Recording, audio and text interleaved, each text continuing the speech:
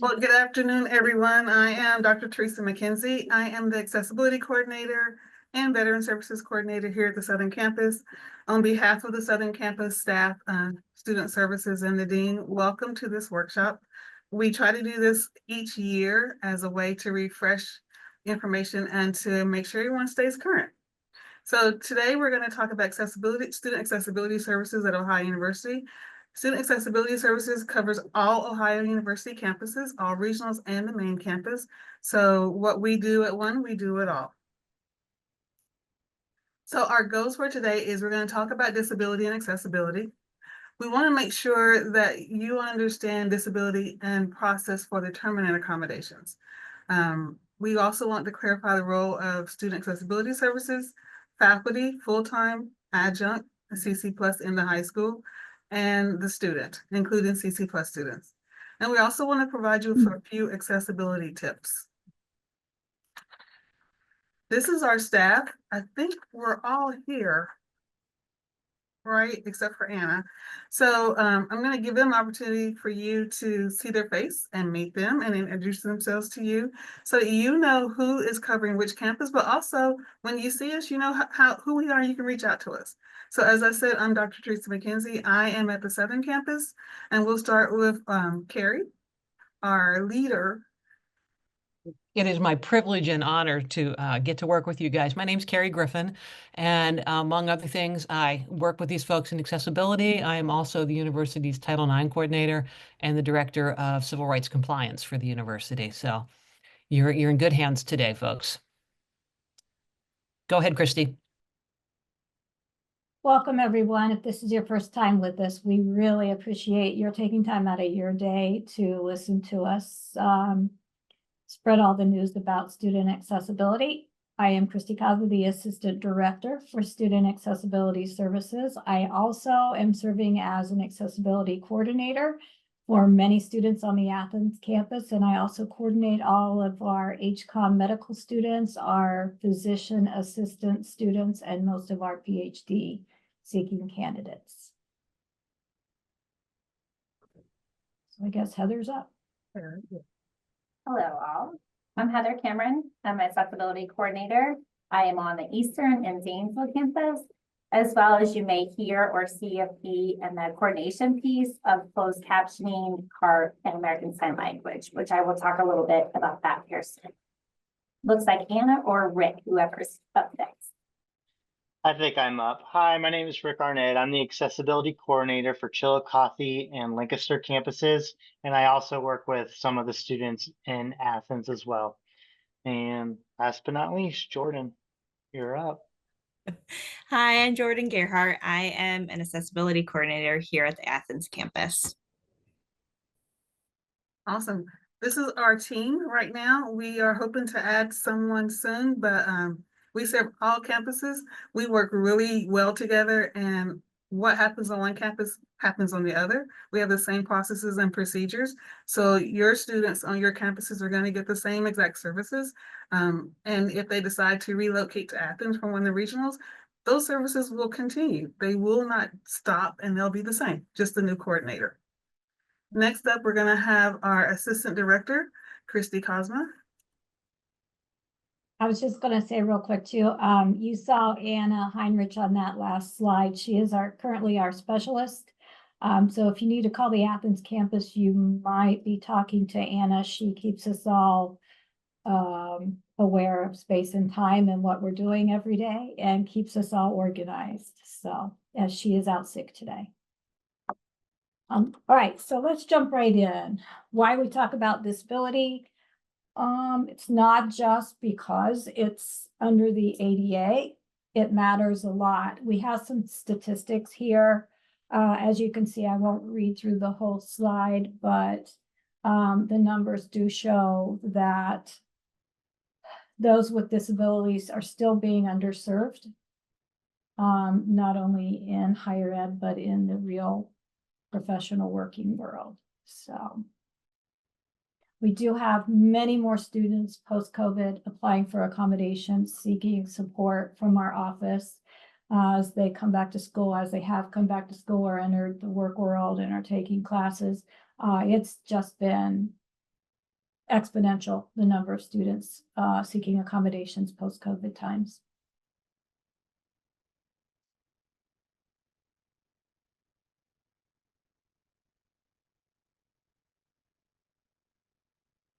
So why are we talking to you today? You have a distinct impact on students. Surveys have shown some top reasons why students with disabilities leave or stop attending classes. Institutional ableism. Higher ed was not invented for students with disabilities, so there is a historically prevalent ableism there. Students may have inconsistent accommodations from one university to another. They're not inconsistent here at Ohio because if a student changes campus, as Teresa already mentioned, we keep it all the same. We're a very tight-knit office. So that part we do make easy for students. There may be lack of faculty awareness of disabilities or disability resources, or even about resources on their own campuses for students with disabilities. Sometimes students have negative attitudes that might be based on previous experiences with faculty or instructors who aren't really sure how to work with students with disabilities.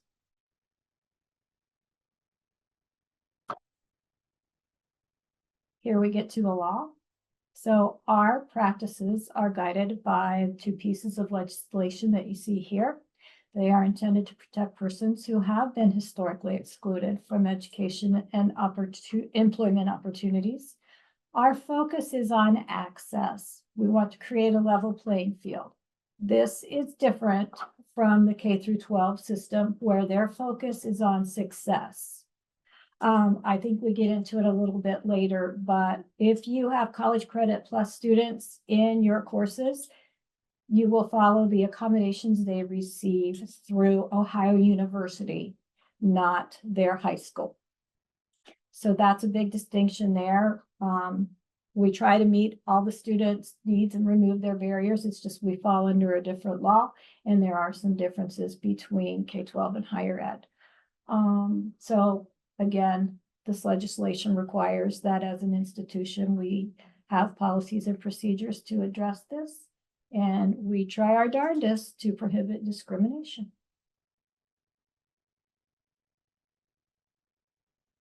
Disability defined. There's the actual definition, and you can see examples there. It's a non-exhaustive list. It's major life activities. So you can see how it kind of ties in. If you are impacted by writing, that's going to impact how you perform in a class.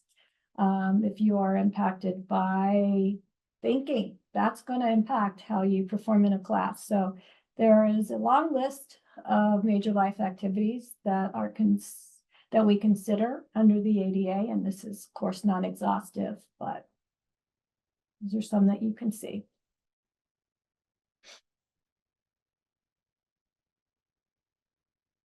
Is it still me?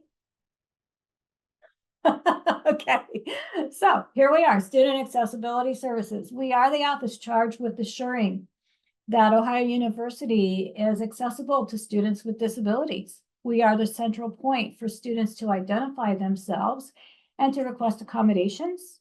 We maintain confidential disability files. Everybody's protected by FERPA with us. We determine reasonable and appropriate accommodations. We are happy to advise faculty and staff regarding how to implement those accommodations. We also connect students with other offices of support at the university. And this is for College Credit Plus, online, and the instruction we have within the classrooms in secondary ed.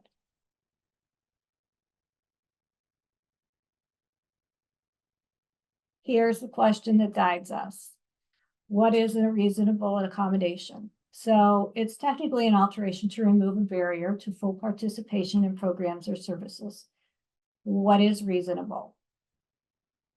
The law says if it does not create an undue burden, does not create a direct threat to the safety of the student or others, or does not fundamentally alter the nature of a program.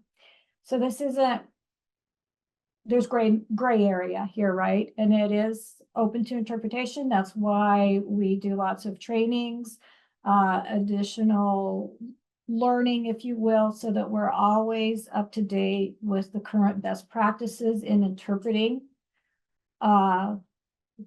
questions that arise from this right here. Some people might think a fundamental alteration is different from what other people think a fundamental alteration is. So that's where we step in and apply our experience to determine what we should do.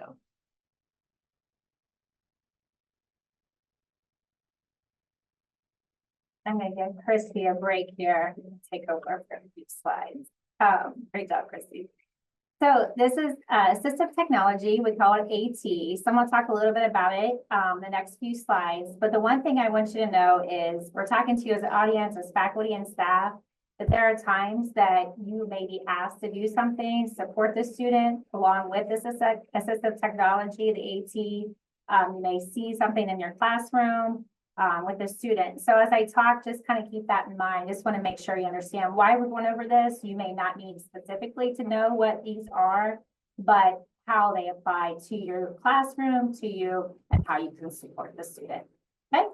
So what is assistive technology? It could be a piece of equipment, a software program, a product, anything that we have assistive technology that can improve and help maintain that functional capability of the person with disability.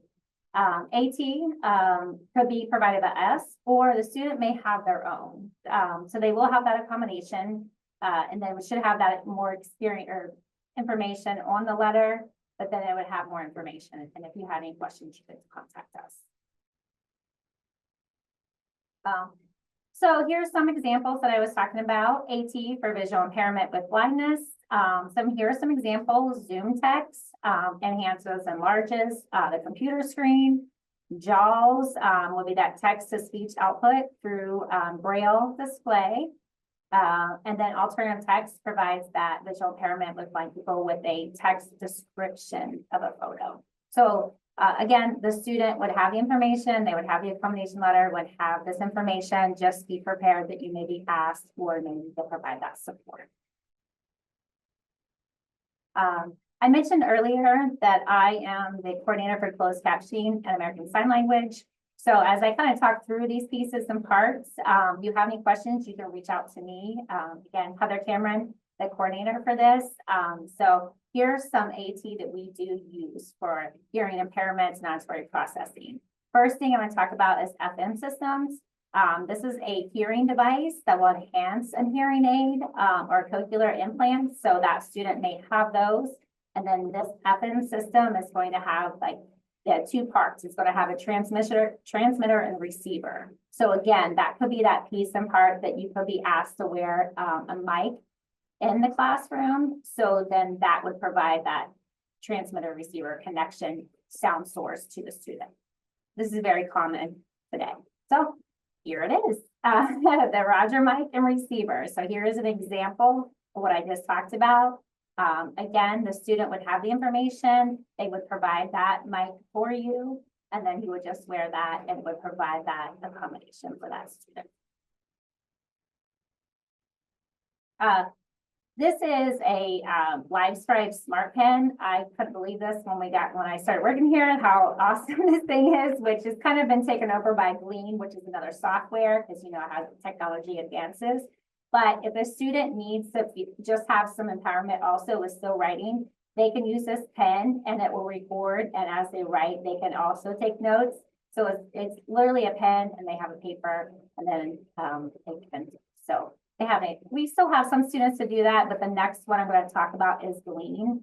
That is that software that has taken over a little bit more for note taking.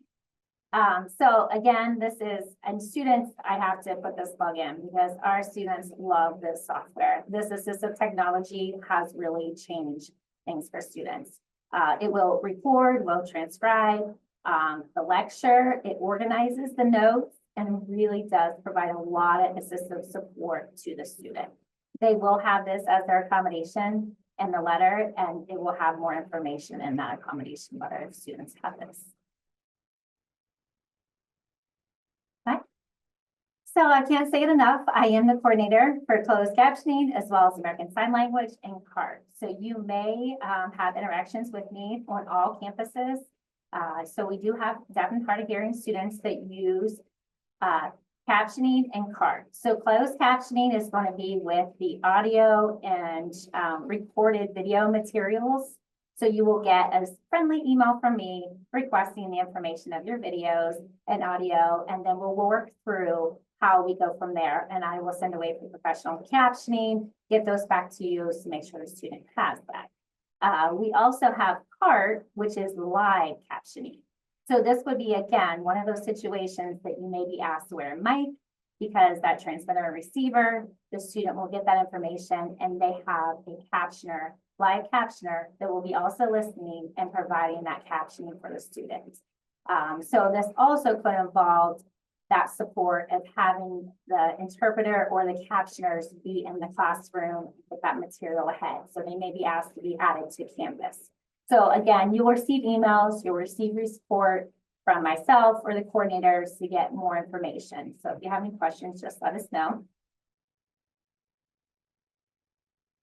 Lastly, I believe I'm going to talk about is American Sign Language. This would be if a deaf or hard of hearing student required an interpreter in the classroom or remote. Again, this would be that support, the same as CART would be asking to be added to the class, so they would get that material so they can prep, and then they would have that access to the class remotely for the dates and times and such. Then you receive an email, the student, and we always say encourage you to talk to the student as well. Students always, you know, they can provide that information with the accommodation letter, then they also can ask and tell you what their needs are. So if you have any questions, let us know.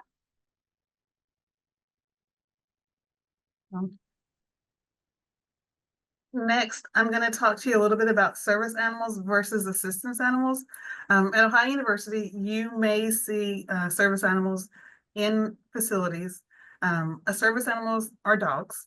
So if you have a student who says, my cat is my service animal, that is not a service animal. It's an assistance animal, and it does not belong in your classroom. So service animals are dogs that are individually trained to perform tasks or do work for a person with a disability. Service animals are permitted to accompany individuals with disabilities in public facilities such as classrooms, libraries. Service animals can go where a human can go. Assistance animals, which is what you may have students referring to as their service animal, are animals that provide assistance for the benefit of a person with a disability or provide assistance that alleviates one or more symptoms of or effects of a person's disability within their living quarters. Assistance animals are not permitted in public facilities such as classrooms, libraries, cafeterias. They are not allowed to be there. And I say it like that because we had an issue a few years at Southern. A student had those flying squirrel things. I don't remember what they were, gliders. That's what they were. And the student said they were their service animals. They were not. So just be aware, students, especially on regionals, because we do not have housing, should not have animals in your classrooms. And where we say assistance animals, students and most people refer to those as ESAs. And we used to use the term and we got away from it. I think we're going to go back to ESAs, but yeah, those are just for housing. And we actually do have a pair of sugar gliders in residence and here in one of our residence halls in Athens, but you shouldn't be seeing any animals other than a dog in your classroom.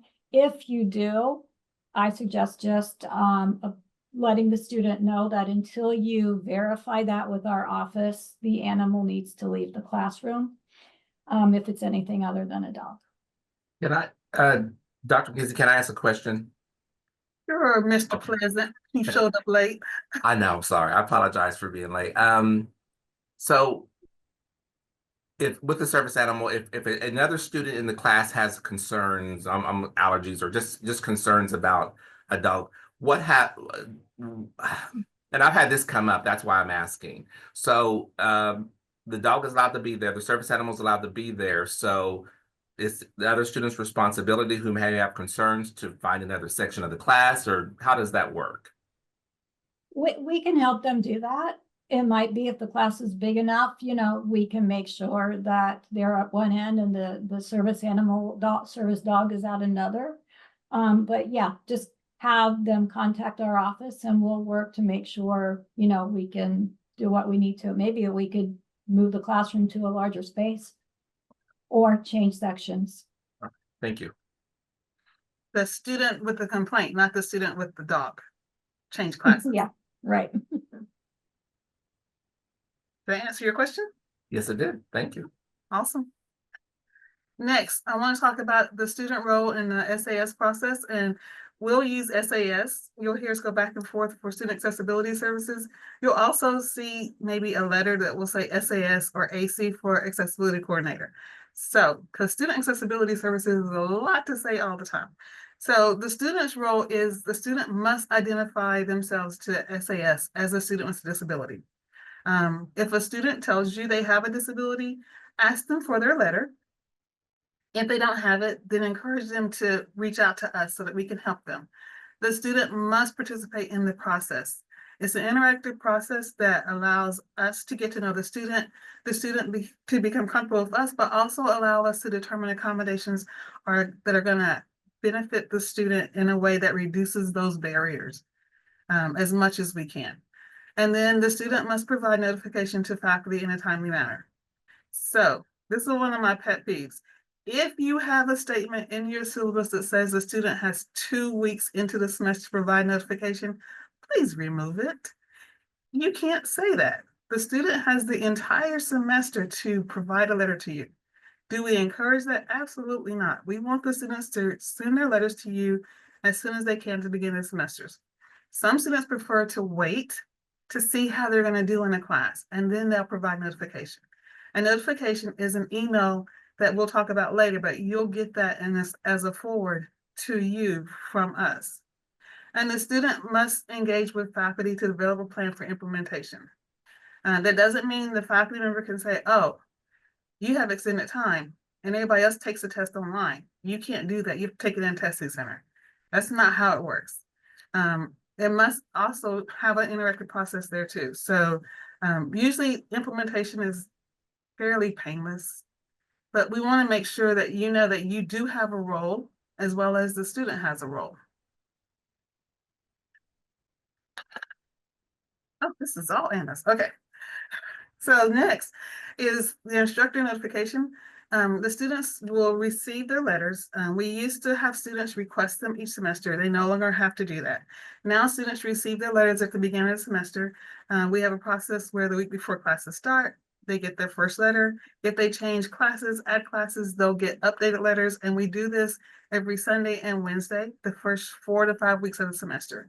So students should have the most current information and the most current letter that they can provide for you. The letter will say semester request decision as the subject line. The student will forward that email to you. Some will print them out because they want to hand it to the instructor to have that conversation. Some will just forward it to you.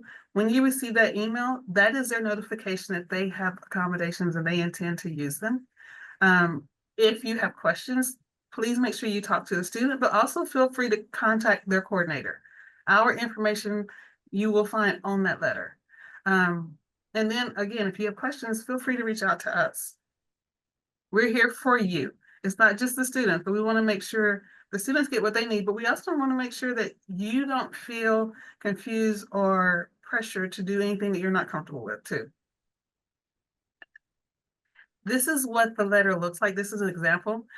It will come to the email and it will say, usually it says semester request decision in the subject line. It will have the student's PID number and their name, and you'll see the approved accommodations. We will list the accommodations, and under that, you'll see courses. Your course should be listed as one of the courses that student is taking for the semester. At the bottom of this, which you can't see because we only did the front page, you'll also find the coordinator's information, our name and our email addresses so that you can reach out to us if you have questions. Okay, sorry. Next is, let me see if this is still Anna. Oh, this one is me. Sorry, Anna is sick, so we had planned this. So what faculty need to know, the role of faculty in the accommodation process, you serve as a gateway for accommodations. You are that person who helps to remove barriers. While we may assess and assign accommodations, you're helping that student remove those barriers in your role. You will receive your request. from students, and students may have accommodations if they are in asynchronous online classes, synchronous classes virtually, in class, online, and CC plus students in the high school. And Christy already mentioned that CC plus students in the high school must use Ohio University accommodations. They cannot use an IEP or a 504 plan that they had in high school to cover that class, because that class is an Ohio University class. It is not a high school class. And then also faculty make arrangements to implement individual accommodations. If you have a student who needs a test in a testing center, make sure you follow the process to send that test to your testing center. I know every campus uses Register Blast now. So in that process, use Register Blast, make sure the test is there. If there's a password, because it's an online test, but make sure you get that there in a timely manner. And I say that because students with Register Blast can't register for a class until you send over that information. It won't show up when they log in to a Register Blast. And then also, you can contact us. Our information is on that semester request email that you'll receive. And you can find out if you're on whichever campus you're on. I'm at Southern, Heather is at Eastern and Zane. Rick is at Chillicothe and Lancaster. Jordan Year is in Athens along with Christy. So reach out to us. If you can't figure out which coordinator, just call our main office in Athens. And then maintain the student's confidentiality. You will get requests from us to help search for note takers sometimes. We ask that you don't share the student's name when you get those requests. We protect our students' confidentiality and privacy, so we want you to do the same thing. And then CC Plus in an Ohio class in high school must use Ohio accommodations. Teresa, real quick, we have a question from Dana. Do we need to document if the student sends us the accommodations but chooses not to use it or them? How do we document that they do not want to use? That's really up to you. You do want to make yourself a note, however you choose to do so, in case student fails exam 1 and they decide they want to do that extended time or whatever it may be. So, you'll have that in your records. As long as it's confidential, you can mark that however you feel is best for you as a reminder for your class. Also, accommodations are not retroactive. So a student who chooses to notify you after week 3 can't go back to week 1 and say, oh, by the way, I had accommodations, I just didn't give you a letter. They are not retroactive. At the same time, like I said, if a student registers later in the semester, those accommodations go into play. So you can't have that 2-week statement in your syllabi, but they are not retroactive. But we do encourage students to provide your notification early in the semester. And we do make it a note when we do the intake or that meeting to plan accommodations with each student. We tell them they're not retroactive, so they can't get accommodations, give you the letter, and then come back and say, oh, I didn't get extended time on the test 2 weeks ago. Well, again, they didn't have the letter or the accommodation by then. So as long as you start implementing those, as soon as you get that letter, we're all good. And Christy said something important. She said, as long as you start implementing those. So if you have a student who sends you a notification and they have extended time, we ask that you go ahead and change their time in all their tests. Immediately do the implementation piece. That way, you're helping to reduce those barriers. And that student knows that you're doing that piece for them. So we ask that you go ahead and do that.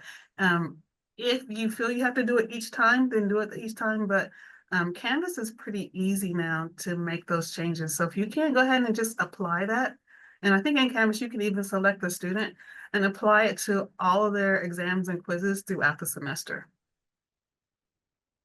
I think Rick is next. Yep. Okay, so there are some important items to keep in mind if a student tells you that they have a disability. The most important thing to remember is that the student's disability is their private information. So we need to be aware of what we can and cannot ask, communicate, or do. First, what we should do. As the instructor, you can ask the individual student if they are registered with Student Accessibility Services. And if not, then you can let them know about our office. If the student is registered with Accessibility Services, then you can request that the student provides their accommodation letter so that you can explicitly know what accommodations they are approved for. Plus, it's always important to remember that conversations with students about their accommodations and how they will be implemented in your course need to be in a private setting. Of course, if you have questions about a student's accommodations, it's important to contact their accessibility coordinator and we can discuss with you strategies and ways to implement them. Then there are things you should not ask or do when it comes to a student who tells us that they have a disability. First, do not ask the student for details about their disability. This is personal and private information that they do not need to disclose. Next, you should never deny approved accommodations or offer accommodations that have not been approved. The key is to follow the accommodations provided by the student in writing in the accommodation letter. Also, make sure you never hold a student to different expectations as everyone else in the class. Lastly, do not share information about the student's disability or accommodations without receiving consent from the student. Next slide. Now, if you think a student may have a disability, but they haven't shared anything with you, it's important to approach this situation very carefully. Start by sending the student an email to schedule a one-on-one meeting with the student to discuss their performance in your class. Next, make sure you focus on specific concerns you've noticed about their work. Also, you can ask the student if they are getting support or if they have received support in their past levels of their academic career. Plus, if they are interested, then let them know about the resources available to them on campus that might help, like student accessibility services. The most important thing you should not do is directly ask the student if they have a disability, assume they have a disability, or try to diagnose them with a disability. Also, please avoid suggesting that they are automatically eligible for specific accommodations. There is a process that we must follow to identify if the student is eligible and what accommodations are reasonable.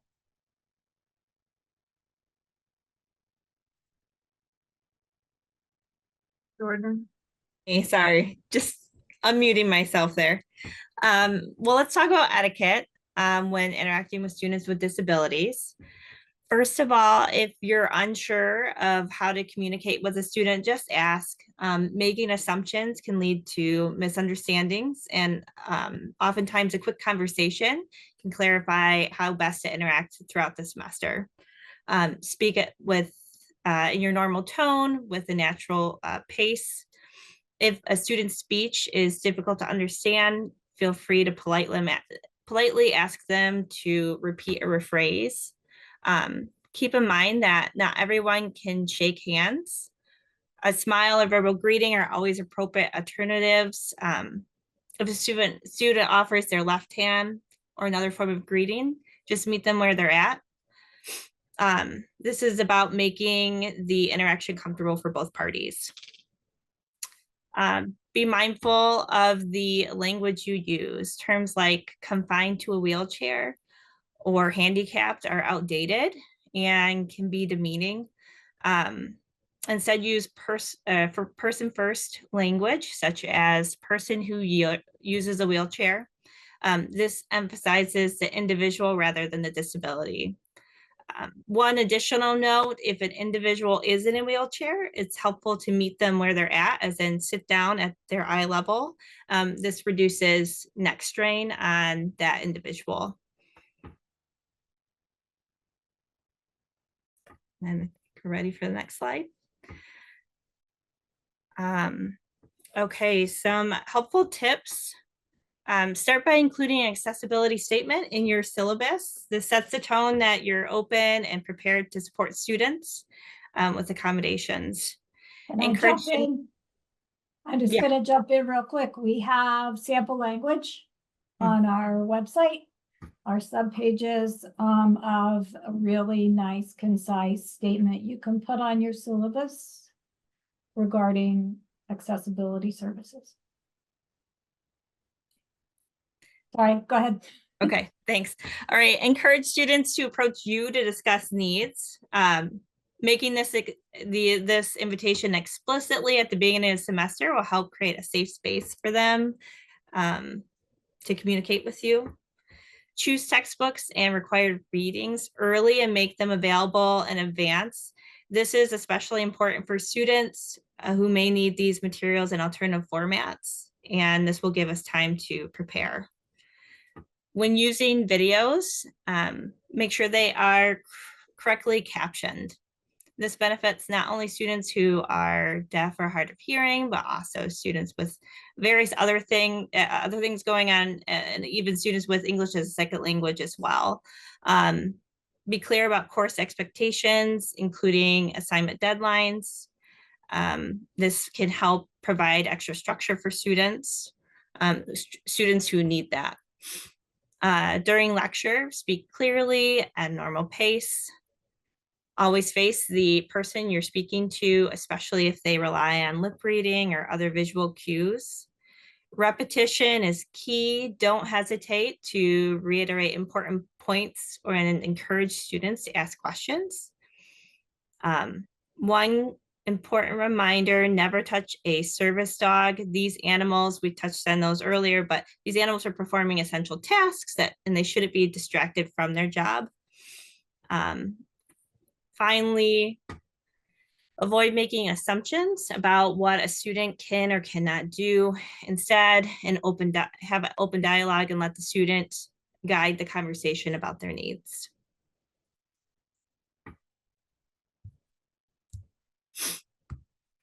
All right, accommodations are an interactive process involving 3 key stakeholders: faculty, accessibility coordinators, and the students.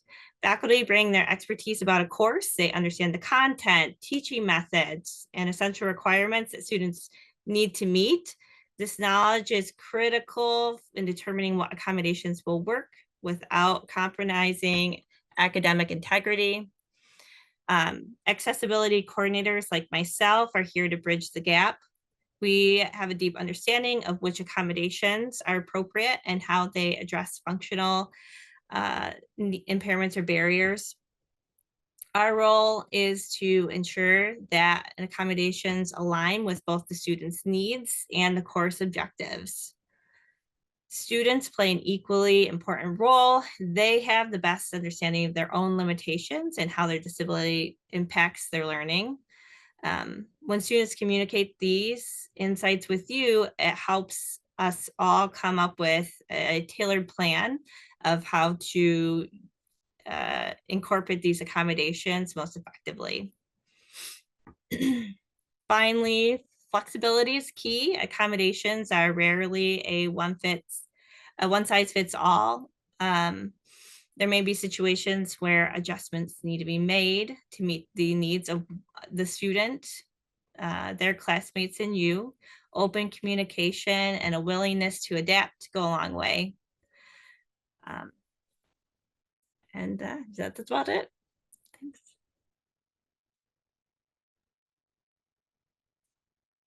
Before I jump on here about this next one, I just wanted to add a little bit.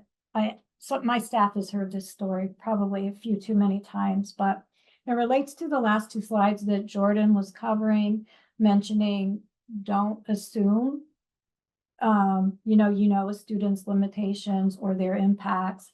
And we do need to rely on the student a little bit. They know themselves the best and where they're impacted the most. And we do need to be flexible. I've been doing this for 18 years now, and it was well into my probably 11th or 12th year of coordinating accommodations for students. And I had a student, they applied, they were scheduled to come in and meet. Their application said they were struggling with symptoms from ADHD, all the stuff that goes with that, running out of time on exams, trying to refocus, missing chunks of their notes where they zone out during class. So I was thinking ahead of time, okay, well, I know what I want to ask the student and what we'll talk about. The student comes in and the student has one arm. And I'm thinking, well, now I'm gonna have to go back and figure out this and that. It wasn't that at all. We sat down and started talking and the student's like, oh, I've had this all my life. I don't have any impacts. I've overcome everything from having one arm. It's my ADHD. It's driving me crazy. So, a good lesson for those of us in the field too. You just never know. So, we don't like to make assumptions. Sometimes we do, but, it's always good to let the student tell their story.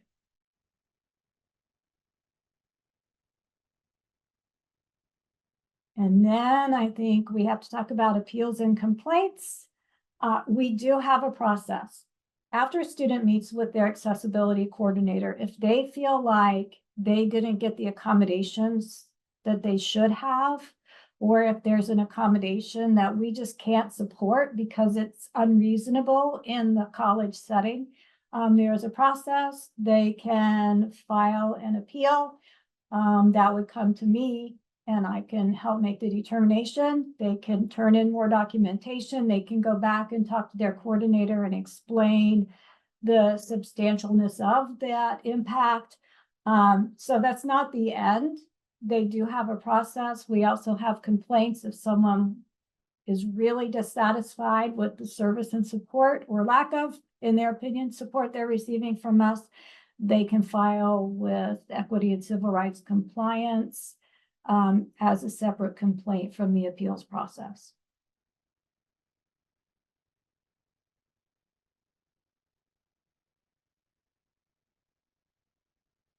All right, so let's touch on some frequently asked questions our office has received. First question, what if a student says they have accommodations that are not on the letter? Have the student bring you a new letter with the updated accommodations. You should not provide accommodations that are not listed on the letter.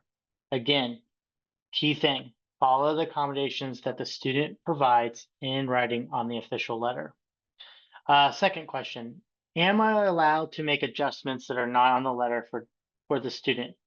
No, you should not make adjustments to the expectations of your course unless you're willing to make the same ones for all students in the class. 3, and I think we've touched base on this, I teach a CC plus class in the high school. Can students just use their IEP and 504 plan?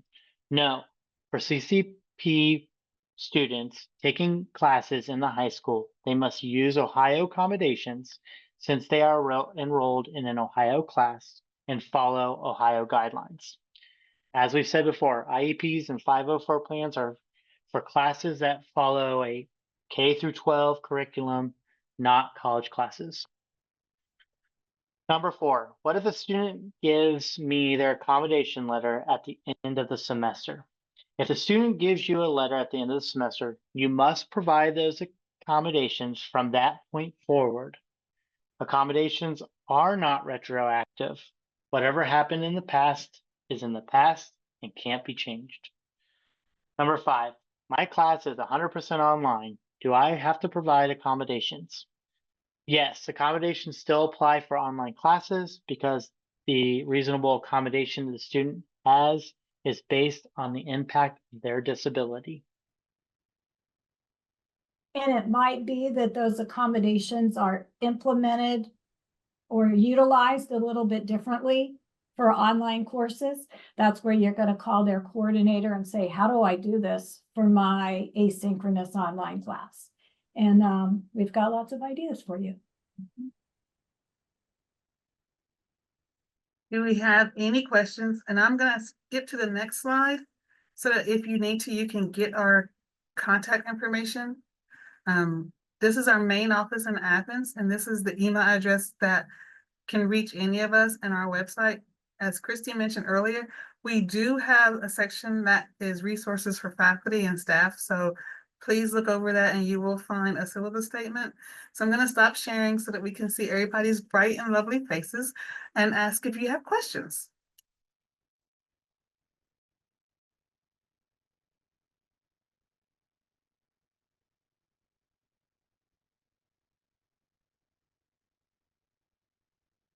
No questions? We were that awesome, right?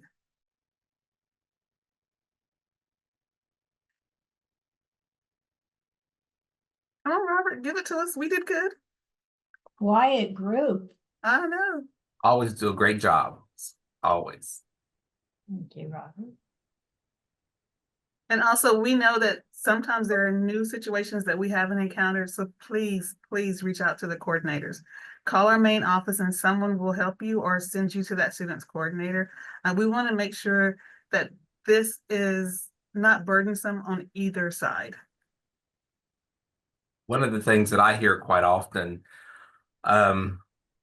faculty, we have some great faculty on our regional campuses, well, throughout Ohio University. And I think that one of the things, they try to be so nice. And so we go too far, I think sometimes. I've heard this from some of our faculty members, that, like you said, just making sure that we're providing the accommodation that's in the letter and not going any further than that. So that's a big one to do. That's a hard one, because It you're is. right. Ohio University faculty care. Yeah. And they want to see students succeed. And we get that. But a problem develops when you go beyond the accommodation letter, or you give students accommodations when they don't have accommodations. I always tell faculty, if you're willing to do that for every student in your class, go for it. But if the only reason you're doing it is because you suspect the student has accommodation, then that is actually discrimination, because you're treating the student as if they have a disability. So we don't want to get trapped into that. So if it's not something you're comfortable doing for every student in the class, I encourage you to send them to us. Otherwise, you're setting yourself up, and we don't want to see that.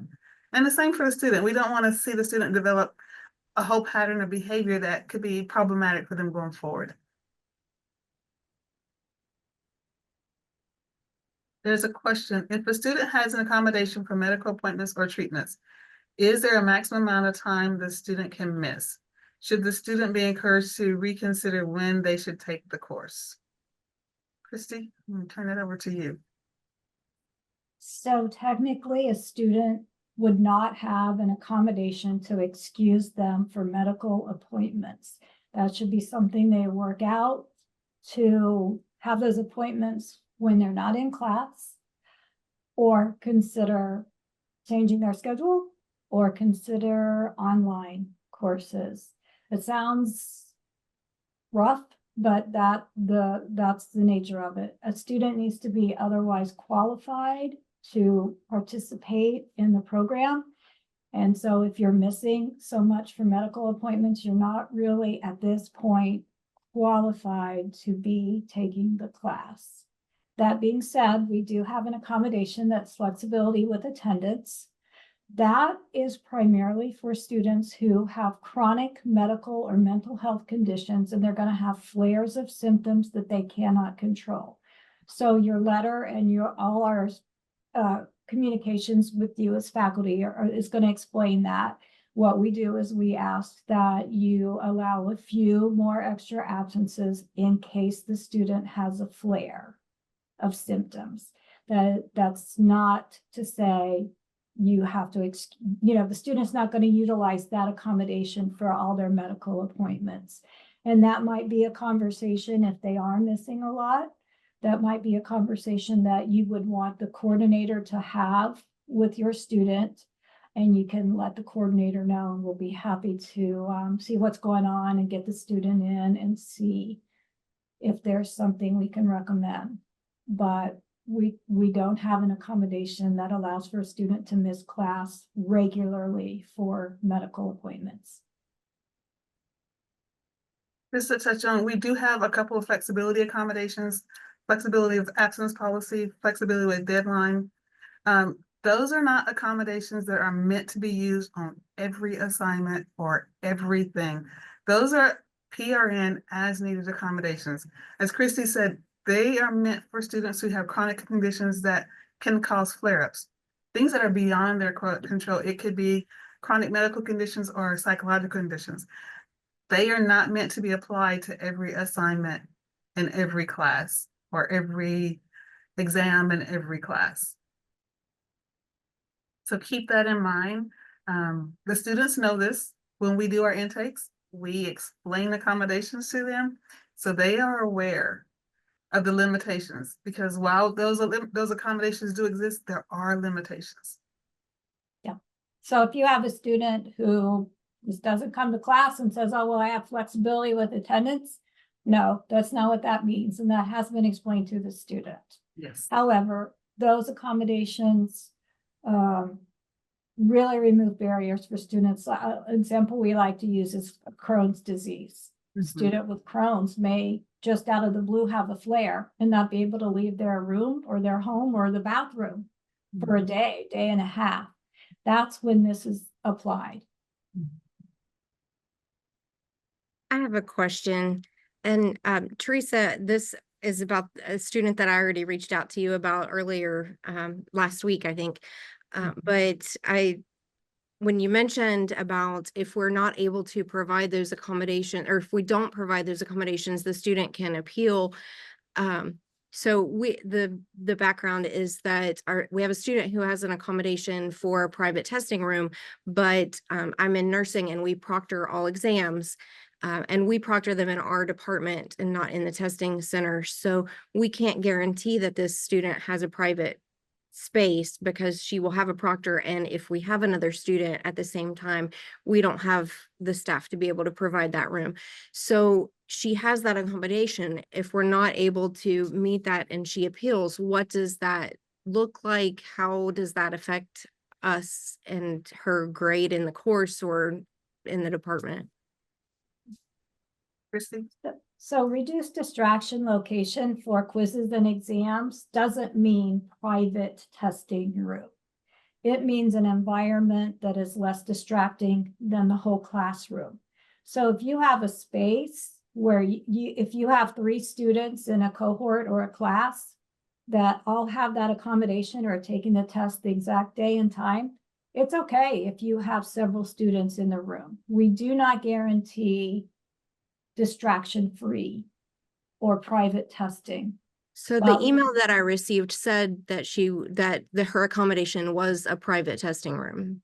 Yes, but Okay, that in student is that aware. case- That okay. student is aware that that's not guaranteed because there are a lot of factors that can prevent that. Staffing, space. So the student is very aware that a private testing room is not guaranteed. Okay, my Yeah. concern is just that that's not how the letter reads. And if Right. she did appeal, you know, We did add that We just did that. actually within this past year, we added private testing room. And that was more for other students than the actual student with the accommodation, without going into too many details. If there is a space, obviously, a private room would be best. But again, if you can separate that student from the larger environment. yeah, we absolutely will do that. I was just concerned that, if we have a student who's not strong and isn't successful and has that in her letter, will they be able to appeal that grade overall because we didn't meet that? Let me look into that, Michelle, and Okay. get back with you on that one. Okay, And I think too, if we're made aware, like right now, early in the semester, and Teresa will, work on it and see what she can do to support. If the student appeals, it's gonna be through us. mhm, If they appeal a grade based on accommodations not being met, we're gonna hear about it. It probably wouldn't be a thing because we're gonna hear about it early on, and so we Okay. can address it. But Okay. also because we communicated, you have documentation that we had that conversation mhm, and Yep. what I suggested, so. okay. Yeah. Okay, I mentioned this to my faculty in our last meeting just about the accommodation, and my faculty was concerned that, and that's what I said. I said, I have the email from Teresa that says this, so I think that we would be supported, but they were still concerned, so I wanted to ask. I think you're fine. Okay, Yeah. thank you. Yeah, kick it back to us. Mhm. And- Absolutely. Always send it back to us. We don't mind being a bad guy. Okay. Any other Well, we questions? also, yeah, we also have that connection with the student where Teresa can reach out to your student and say, look, there may not be one room with one proctor, you and one proctor in that room. There may be another student over here on the other side of the room. And as long as she can do that interactive process, Yes. we're good. Yeah. Okay. And I am going to reach out to the student and I'll make a note in that student's file about the conversation. So, Okay. and also Alright. our communication went into the student's file. So, Okay. yeah. Yeah, and I'm glad you asked and brought this up now so that everybody can hear that. If ever any questions about any of the accommodations come up, please let us know. And we'll jump in. All right. Thank you very much. Thank you. There are lots of comments saying how wonderful we are. And we appreciate it. Someone at Chillicothe commented, Rick, did you see it? So awesome. Yeah, Rick got some kudos. Great. I did, And I did, I Heather- saw it. Thank you. And then Heather and Rick got some at, All right. I don't know what campus that is, but they got some atta girl, atta boys, some kudos too. So, Right. and then Rebecca, hey Rebecca, I didn't see you here. Hey.